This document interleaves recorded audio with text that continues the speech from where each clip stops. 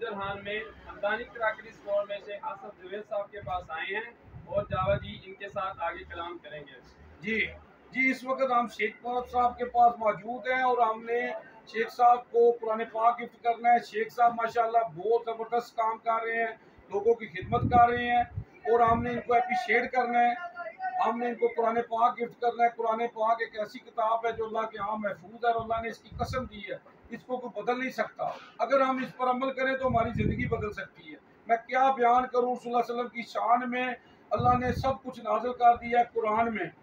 اما عائشہ سے کسی نے پوچھا آپ صلی اللہ علیہ وسلم کی سیرت کیا ہے, اما عائشہ فرماتی ہیں قرآن. آپ صلی اللہ علیہ وسلم فرماتے ہیں قرآن پڑھا کرو, قرآن پڑھا کرو, یہ قیامت کے دن تمہاری سفارش کرے گا.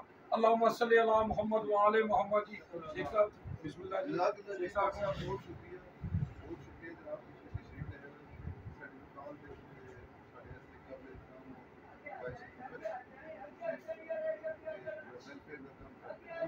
جی میں شیخ صاحب یہ تھنک کہاں گا کہ ساری یہ دعوت ہے اور اسی تھوڑے کول جناب یہ کہاں گے کہ تسی جناب ساری ریکویسٹ عمل کرو کہ سارے حوصلہ افزائی ہو جائے گی, کیونکہ ساری اکثریت قرآن پاک کو ترجمے نال نہیں پڑھ رہی. تسی ماشاءاللہ نمازی بھی ہو, پڑھ بھی رہے ہو, اور تسی جناب ساری کہ تسی جس وقت دکان تے آؤ روز ایک قرآن کی آیت کو ترجمے نال پڑھو.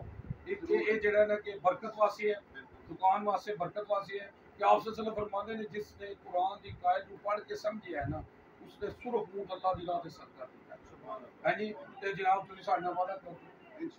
جی جناب بہت شکریہ جی. تو آج بھی ہم ہر جنگ جیت جائیں گے بدر کی طرح اگر ہم ہو جائیں ابو بکر عمر عثمان علی کی طرح. جاوا جی.